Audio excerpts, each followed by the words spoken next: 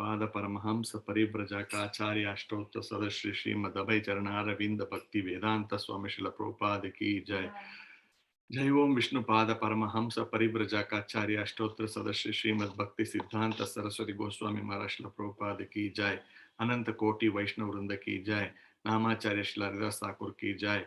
प्रेम से कहो श्री कृष्ण चैतन्य प्रभु नित्यानंदा श्री अद्वैत गदाधारा श्री वासादि गौर भक्त वृंद की जय. श्री श्री राधा कृष्ण गोप गोपीनाथ श्याम कुंड राधा कुंड गिरि गोवर्धन की जय. ब्रजभूमि श्री वृंदावन धाम की जय. मायापुर श्री नवद्वीप धाम की जय. मथुरा धाम की जय. द्वारका धाम की जय. जगन्नाथपुरी धाम की जय. गंगा माई की जय. यमुना माई की जय. भक्ति देवी की जय. तुलसी महारानी की जय. समवेत गौर भक्त वृंद की जय. गौर भक्त प्रेम आनंदे हरि हरि बोल. All glories to the assembled devotees, Hare Krishna. All glories to the assembled devotees, Hare Krishna. All glories to the assembled devotees, Hare Krishna. All glories, all glories, all glories to Sri Guru and Sri Gauranga. Jai Srila Prabhupada. Om Namo Bhagavate Vasudevaya. Om Namo Bhagavate Vasudevaya. Om Namo Bhagavate Vasudevaya.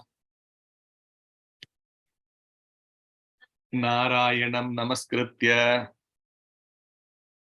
Naram Chaiva Narottamam Devim Saraswatim Vyasam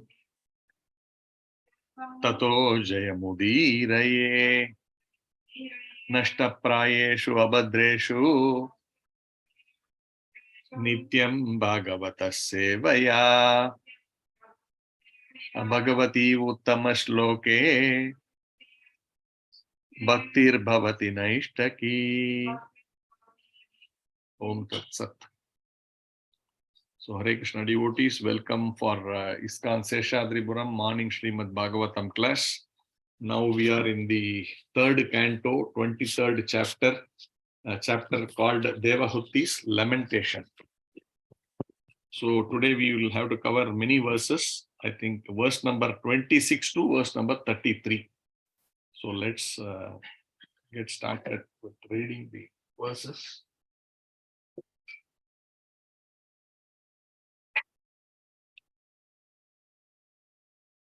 Okay, so I'll share the screen.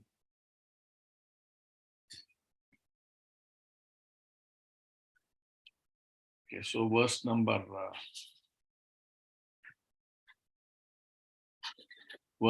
26.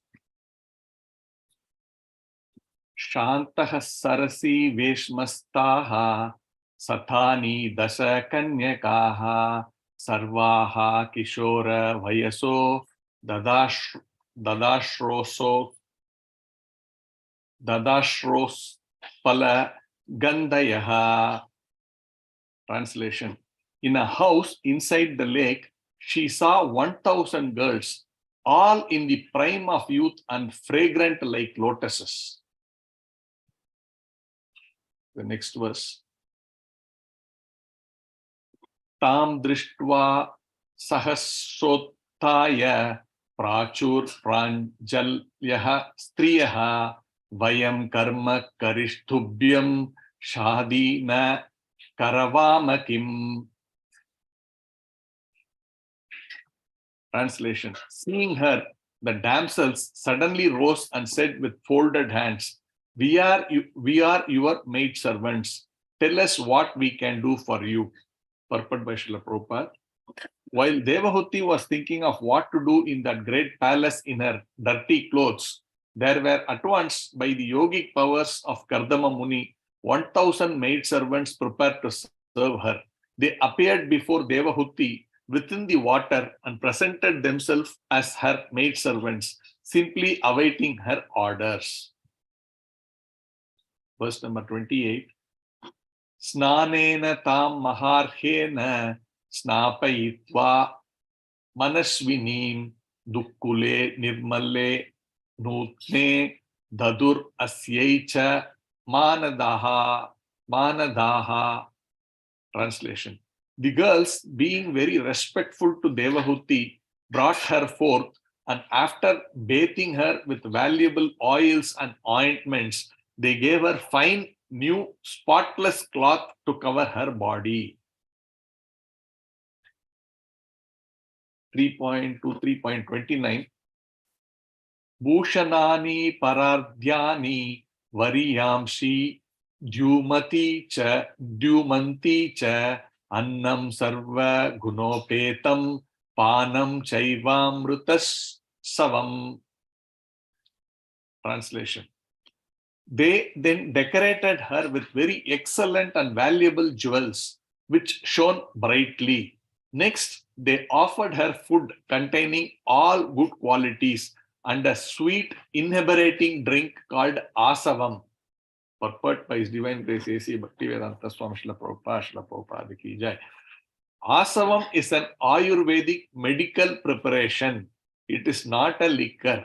It is especially made from drugs and is meant to improve metabolism for the healthy condition of the body. Verse number 30. Atadarshe swam atamanam shragvinam virajam bharam virajam krita swastya yanam kanyabir bahu manitam. Translation. Then in a mirror, she beheld her own reflection. Her body was completely freed from all dirt, and she was adorned with a garland, dressed in unsullied robes and decorated with auspicious marks of tilaka. She was served very respectfully by the maids. 31st verse. Snatam krita siraha snanam sarvabharana bhushitam nishka grivam valainam nishka grivam valainam kujat kanchana nupuram. Translation. Her entire body, including her head, was completely bathed, and she was decorated all over with ornaments. She wore a special necklace with a locket. There were bangles on her wrists and tingling anklets of gold about her ankles. Purport. The word Kritas Siraha Snanam appears here. According to the Smriti Shastra, directions for daily duties, ladies are allowed to bathe daily up to the neck. The hair on the head does not necessarily have to be washed daily because the mass of wet hair may cause a cold. For ladies, therefore, taking a bath up to the neck is ordinarily prescribed, and they take a full bath only on certain occasions. On this occasion, Devahuti took a full bath and washed her hair very nicely. When a lady takes an ordinary bath, it is called Malasnana, and when she takes a full bath, including the head, it is called Sirahasnana. At this time, she needs sufficient oil to smear on her head. That is the direction of the commentators of Smriti Shastra. Verse number 32. Shronyor adhyastaya kanchya kanchanya bahu ratnaya harena cha maharhena ruchakena cha bhushitam. Translation. About her hips, she wore a girdle of gold set with numerous jewels, and she was further adorned with a precious pearl necklace and auspicious substances. Purport. Auspicious substances include saffron, kumkuma, and sandalwood pulp. Before taking a bath, there are other auspicious substances such as turmeric mixed with mustard seed oil, which are smeared all over the body. All kinds of auspicious substances were used to bathe Devahuti from top to toe. Verse number 33. Sudata subruva slakshna snigdha pangena chakshusa padmakosha spridha nilair alakaischa lasan mukham. Translation. Her countenance shone with beautiful teeth and charming eyebrows. Her eyes, distinguished by lovely moist corners, defeated the beauty of lotus buds. Her face was surrounded by dark curling tresses. Purport. According to Vedic culture, white teeth are very much appreciated. Devahuti's white teeth increased the beauty of her face and made it look like a lotus flower. When a face looks very attractive, the eyes are generally compared to lotus petals and the face to the lotus flower.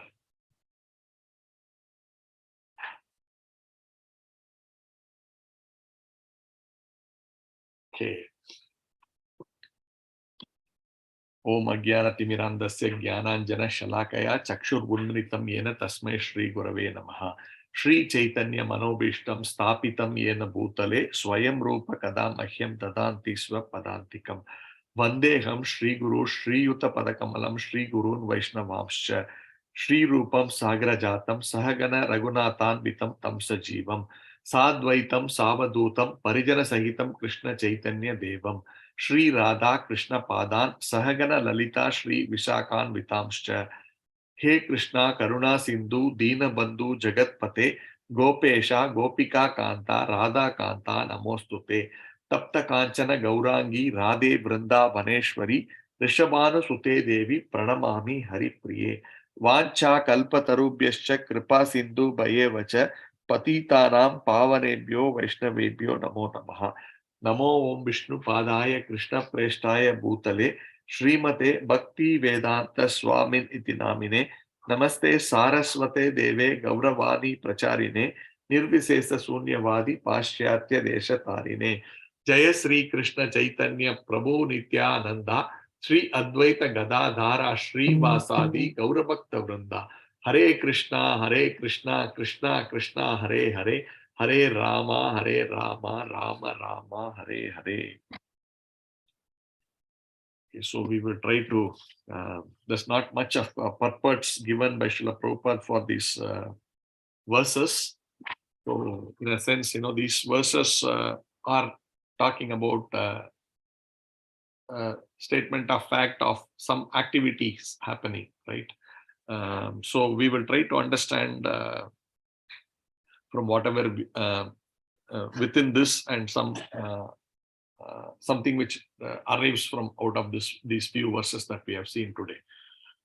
Okay, so this is the background. Here is this Devahuti's lamentation is the topic.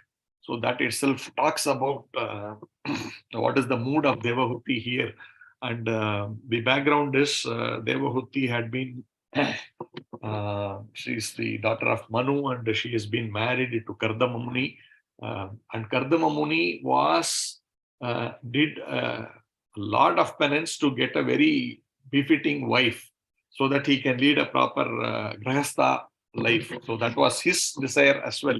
And later the Lord appears pleased with his penance and his austerities and his tapasya. And then the Lord sanctions him his boon. And he says that very beautiful girl befitting your qualities will be there, who will be, and you can marry her.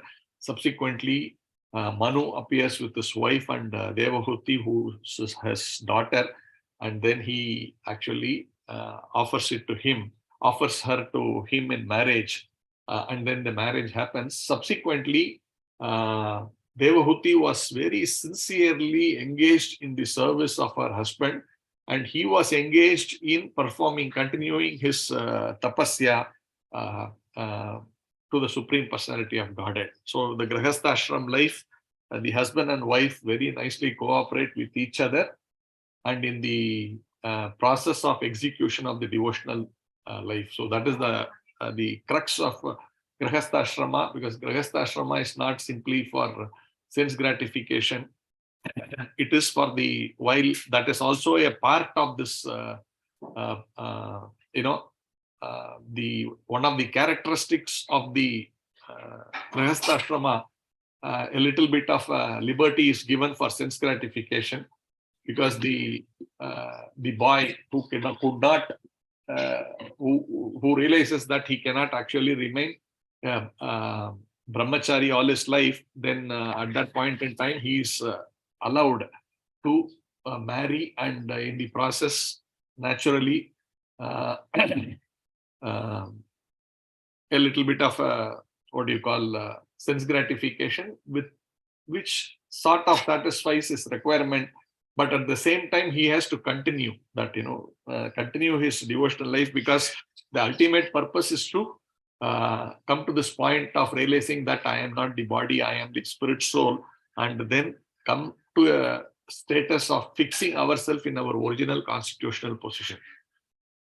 While there are these difficulties that he is facing as a brahmachari, and therefore these concessions are given so that he can actually slightly engage in these things, but at the same time focus more in peace of mind. That, sometimes when there is, when you say like, when you don't have food, then, you can't really focus on doing something else. It's very difficult, right? They say like, body surges and needs are very, very important. And therefore, if you simply deny, then it's a problem. But again, there's a fine balance here. That doesn't mean, therefore, you give in to all your bodily requirements and then, go down the drain. That is not what is said. That is why it is always mentioned, it is in with a lot of regulations. Therefore, while the absolute base necessity will be taken care of, but at the same time with a lot of restrictions. So that is the Grahastha Ashram life. And in the process, they get over that, what do you call, the weaknesses of the mind and the weaknesses of the body, and they come and situate themselves in the proper platform and move forward. And this is favorable because, in a sense, if the person is not able to focus being a brahmachari, then he should not be living an artificial life of a great ascetic or something like that, right? Krishna is saying in Bhagavad Gita that, instead of acting like I am in a very higher plane, it is better to remain in your plane and perform devotional service. So that is the principle applied when you get into a Grahastha ashram, that they are not in a position to be completely austere, completely be fixed in devotional life.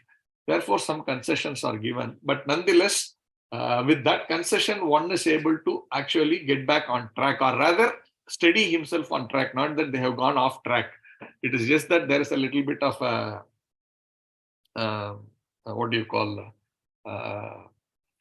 little bit of an, if I may say so, a little bit of a very basic need which the mind is not able to conquer. Then in that situation, then this is allowed under regulations, and then a person's progress. So this is also a reality, right? Sometimes when we see, Krishna is also saying by many times, Bahunam Janmanam Ante. So there are millions and millions and trillions of jivas. Not everyone will be able to rise up to the topmost position of being completely, focused in pure devotional service. Therefore, this Varnashrama system is created, where the primary and principal objective of every living entity is actually to focus on self-realization, focus on Krishna consciousness, and come to that ultimate platform of pure devotional service.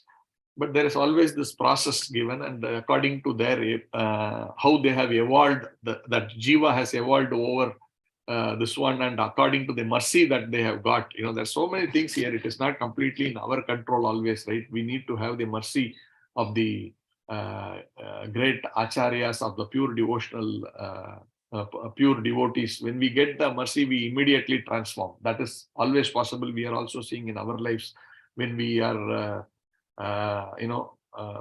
first when with Srila Prabhupada's blessings, and then, as and when we get initiated by the mercy of our spiritual masters, we see huge transformations. So these are all also there. Like, they say, as we keep doing our devotional life, we keep accumulating sukriti.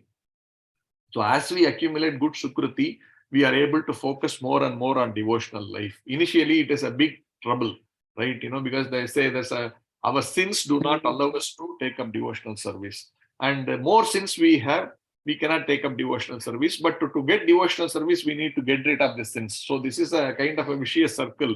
And therefore, we have to try and, doing, when we do a little bit at that point in time, then some sins go away. And then we are empowered to take up more devotional service. As we take up more devotional service, more sins go.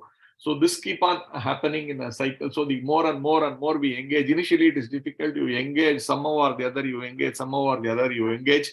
And then you realize the sins keep going. They say, right, as we chant Hare Krishna, or we sing, and as we clap, even saying Hare Krishna, the sins keep flying like the doves which fly away from a place where if you just clap there, then the pigeons or the doves will fly away. Like this, the karma also, the sins also go away. Therefore, we somehow engage in devotional service, and as the sins fly away, we are able to become steady, we are able to focus, we are able to dwell deeper and deeper into the spiritual realms. And this is what is actually, in a sense, also by the by this history of Devahuti and Kardama Muni, we are able to see, and particularly with Devahuti, how she is born as a daughter of a very powerful personality like the Manu himself, like who's none other than the son of Brahma, and then she is, see, this also talks about the reality of Srimad Bhagavatam. Srimad Bhagavatam is not just trying to put things in everything as very flowery, that everything is perfect in this world, and then it's some kind of a ideal situation. No, Bhagavatam deals practically in realistic terms of how different characters are going through. But if you really see, it takes through the complete life journey, or sometimes even Janma's journey, how they actually come to this perfectional stage. So the same Devahuti, now the background here again, as I was saying, was that Devahuti was very nicely serving her husband, but she had a lot of desires also. So that is the entire background I was talking about. This Varnashrama system is that, while there is, that's why I spoke this portion, where Devahuti, while she is very dedicated, the kind of austerity she followed, none of us can follow. It's very difficult. Like, if you see, her hair was matted. Can we see any women in today's context who can come to that level of, serving like that, not even bothering about her hair, bothering about her body, all this is completely such a very elevated person, but still there is also this concept of the desire, the propensity to gratify the senses. So these all go, it's a very deep-rooted thing. It's not so easy to just simply comment, okay, this is like that. No. So there's a lot of things. So now after all that, she is finally asking Kardama Muni, after he completes his thing, and she serves him so nicely. And once that is over, then she asks him, now, you also promised that, you will take care of my, whatever, of my material, I don't know if I should say material desires, but my desires, right?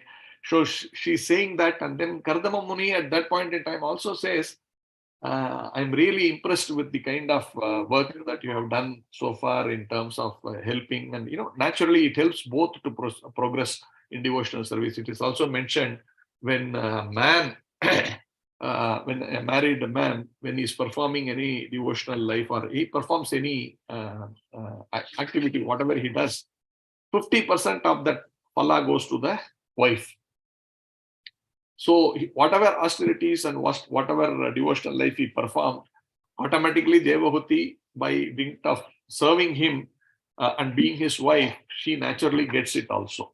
So then he still says, she says, you are such a great personality. I don't have all these realizations, but I am more also inclined towards having this desires fulfilled. So he's actually saying there's no desire which gives you better bliss than actually being in devotional life. And he's even offering to actually show her that, like, he said, I will give you a special vision by which you can actually see how this benefit, or how this greatness of this devotional service. But actually, if you see that section of this verse, she sort of ignores that. And she says, but, it is important that I should have a child. That way she just goes over. If someone is telling you, like, I will show you physically, like, I will show you a vision by which you can actually see the greatness of the devotional life. Somehow she does not get to give weightage to that, but she is more dwelling in her desire, burning desire to have gratification. So in that sense, this is very important. And then he concedes, okay, fine, if that is what it is, then he actually prepares to give her that experience of a great gratification life. And somewhere in the back of his mind, I don't know, but he is also in the process spending years and years together in this in the activities of gratification. But of course, he is not completely, immersed in that, because he's somehow he keeps his balance as well. That we will see as we go forward. But nonetheless, this is actually very, very, it's a trap, right? It's a very big trap. We would have seen in earlier speakers also speak about this, I suppose. But it's a big trap, and how you walk that line, that is very, very difficult. So anyway, Kardama Muni is walking along with Devahuti on this line. And he then prepares very wonderful. He is a great yogi. That's what we are seeing here. He's such a great personality that he can create literally at will. It looks like, things which is amazing. So he is actually creating a house in the kind of a air, a very big palatial building he creates in the thing. And then he's actually saying, now she's in this kind of completely worn out dresses, not even body is all not clean, so much all that is there in her body. And on top of it, she's hair is matted and body has lost its shine. And all of these things are happening. And then he's saying, okay, you take bath in this, what is that lake? I forget the name. And that is by the Lord himself, that lake was created, and it is very powerful. Whatever someone actually takes bath in that lake, then they get so much of benefits. So he asks her to go down into that lake and then take bath. And as she dives into that lake, is what we are seeing these portions, that where she just goes inside and then she sees a house, and then there are 1,000 beautiful looking young girls. Now, how can there be a lake, and inside that lake there is a house, and inside that house there are 1,000 women? So this is like a fairy tale. But then that is the power of yoga, right? If you today we talk of so many yoga classes that are happening all around the world, and there are so many yoga teachers also. But actually, they should be able to physically perform these miracles if they are really yogis. Right. But at the end of the day, one should also understand this will also come to pass. That is the ultimate. Radhanath Maharaj, if you read his book on journey back home, actually he mentions this. Like, he goes around the Himalayas. He sees many amazing yogis, not these fake, bogus yogis, but real yogis. And he sees they perform amazing traits, like, there's one yogi who actually brings out from the mouth, from the from his hand and all, gold and like that and all. But that yogi himself says, but these are all very small things. Why I am here in the Himalayas? Not to attain these. These are byproducts I have got, but we have to go back to Godhead. That is the ultimate yoga that we are supposed to do. Like this, he meets many of these yogis. But he is not impressed. Many of them say, okay, therefore, why don't you join me and become my disciple and follow the process which I am doing. But Radhanath Maharaj was not convinced. So he keeps moving forward. He goes and explores, but he moves forward. He's not convinced that these kind of special abilities by any great personalities, yogic powers, and whatever austerities they perform, these are not going to really benefit me in a big way. So he moves on, and finally surrendered to the ultimate yogi, who is Srila Prabhupada. And then we can see then how Radhanath Maharaj is now serving Srila Prabhupada, and how he's giving mercy to hundreds and thousands of or rather, I don't know, lakhs of devotees all around the world in ISKCON. So this is something which is very important, that this yogic powers are great, amazing, bewildering. Sometimes we also desire, wow, how it is if I have these powers, or how it is if I know someone who has these powers, then my life will become very beautiful. That's what we sometimes get to think. But then we should also understand that these are also temporary. Beyond a point, they're of no value, and Devabhuti's life will demonstrate that in course of time, if you keep reading this. So much of texts have been dedicated to this in Bhagavatam. You may have to ponder why it is there. Here, if you see these verses, were all talking simply about how she is going into the water, and how she's been prepared, how her body is cleaned up, how she's given a nice bath, how she's decorated with garlands and beautiful things and all of that. And next few, I don't know, like 30-40 verses will be all about the gratification of Devahuti and Kardama Muni, how they are enjoying material life nicely, how they are enjoying sex life like there is no tomorrow. So that all we will see that. But the point here is all of this will also come to pass. So that is very important. The idea of course, here Kardama Muni's life was like, so huge. So for him, whatever these entire things that we are covering will be like a small portion of his life. So, but then if we think in our context in Kali Yuga, if we are to spend 25 years in this kind of a life, then we are almost the last 50% of our life. So for Kardama Muni, it may be like 5% or 2% or 1% like that. But for us, it is not the case. Even for Devahuti, even though here you will see they have spent like this, enjoying life like thousands and thousands of years.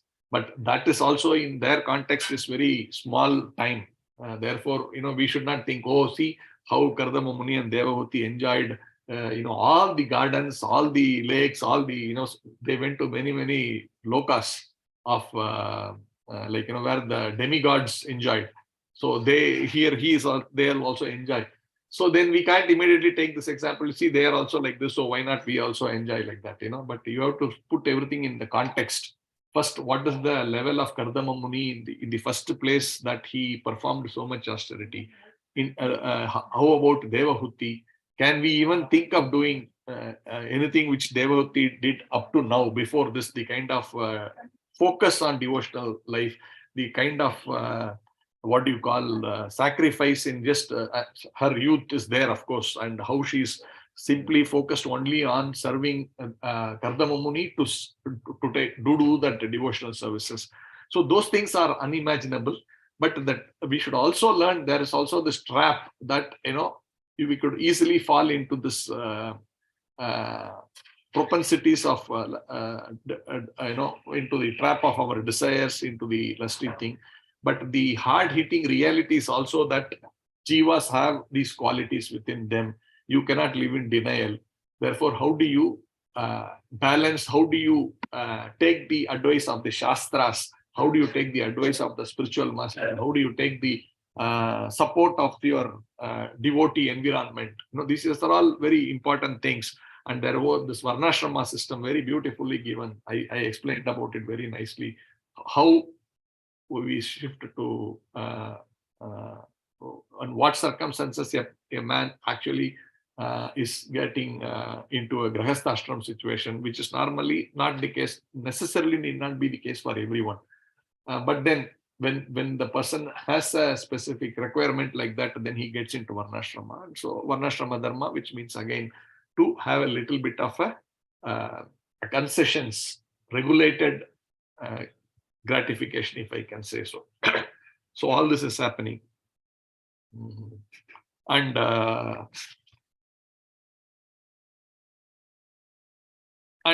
how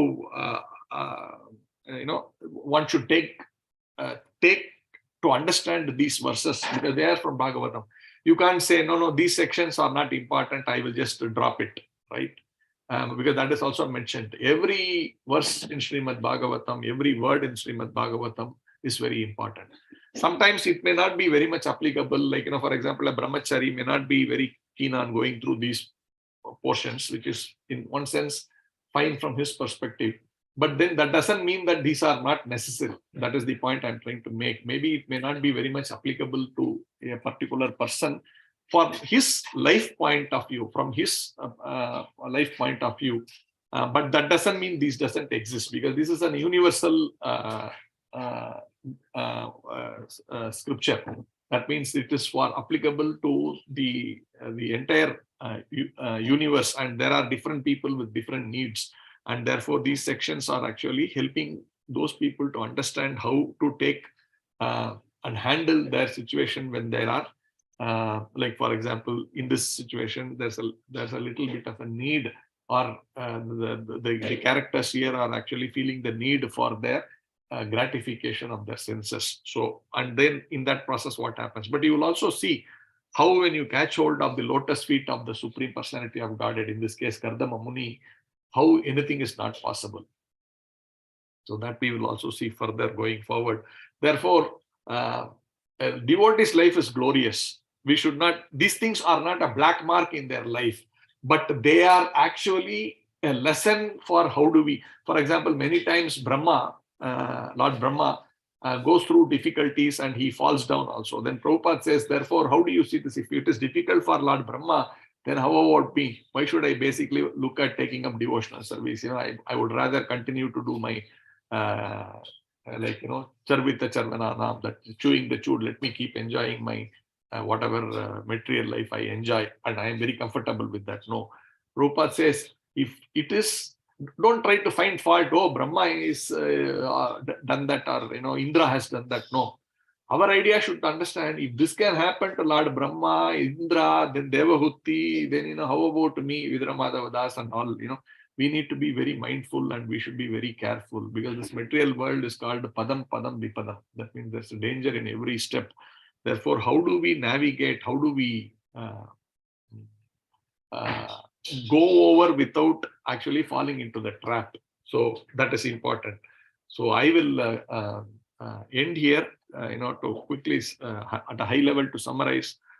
Here, this whole description is all about how Devahuti is now getting ready for enjoying her marital life in one sense, and how Kardama Muni is actually, and this, when I'm saying getting ready, before that, how much she was leading an austere life, what all she went through to serve Kardama Muni, and what all austerities Kardama Muni personally went to actually do devotional service. Now it's kind of a little bit of a break from that for them in the Grihastha ashram life.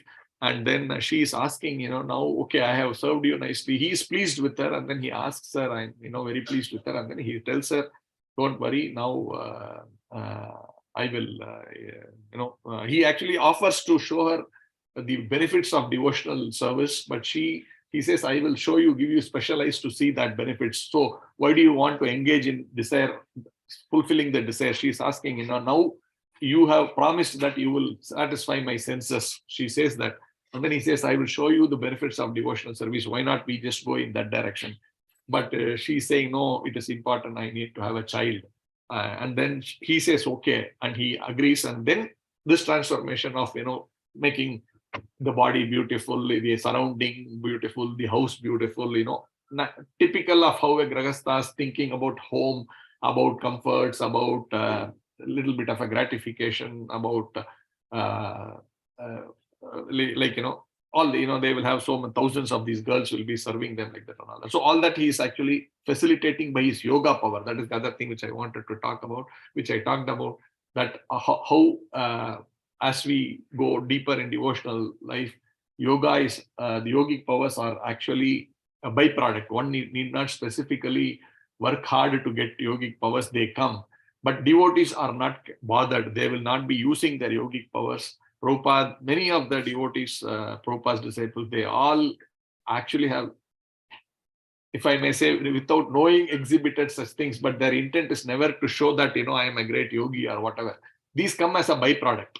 But then a pure devotee is not interested in that. That also we discussed with the example of Radhanath Maharaj's experiences, which he explains in the Back to Journey Home, and how we need to take all of these things. These things, when you see, do we get carried away? No, do we also think, therefore, this is, that is very natural to enjoy life. Let's keep enjoying life. How do we do that? And also, how do we take lessons from this? When you see characters in Bhagavatam like this, like Lord Brahma, Lord Indra, or here Devahuti, sometimes they are seen, put in a wrong light, right? Brahma is actually fighting against Krishna, or Brahma, I talked Indra fighting against Krishna, or Indra, so Indra fighting against Lord Krishna, and Brahma actually falling prey to lust and running after his own daughter. These kind of things, when you see, either you get bewildered, or you get disillusioned, or you try to be offensive to these great personalities. But that is Bhagavatam, where it says, this is real life. And then everyone has a little bit of because material world, right from Brahma Loka to the lowest planetary system, is material world. We should not forget that this is Ashashvatam Dukkhalayam, and it is a world full of illusion.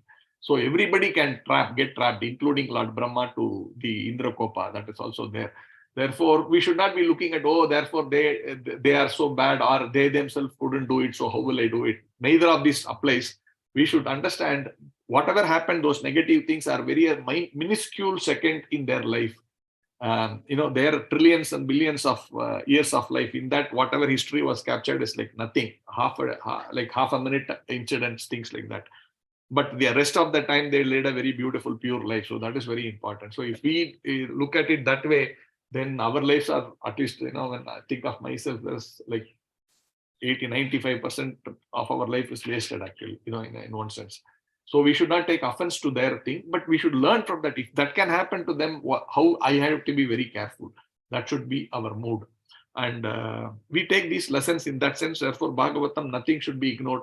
Nothing should be thought that, these portions are not very necessary. Let me go to that section where only Krishna is described so beautifully and all that. But these things are necessary to help us to tide over difficult times. This information, this life history, these examples, then, this is material life. How do I deal with it? How do I get over it? If Devahuti had to go through this, why not? How can I manage this? These kind of the way we understand this.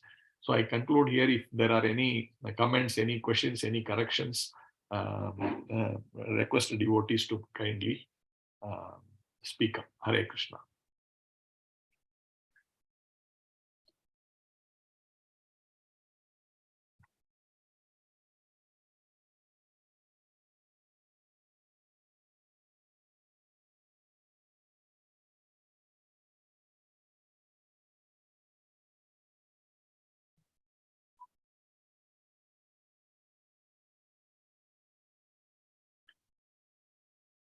Okay.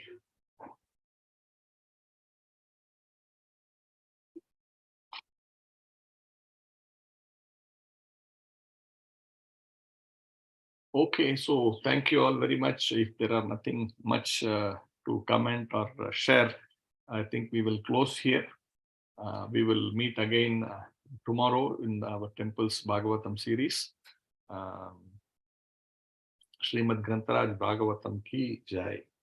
Close the session. Hare Krishna.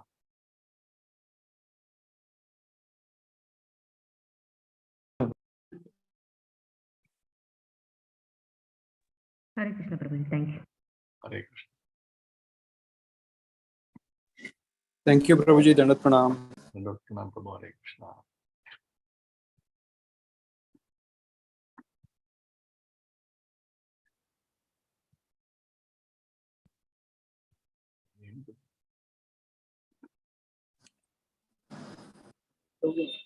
Devotees, any questions, or we can end the session?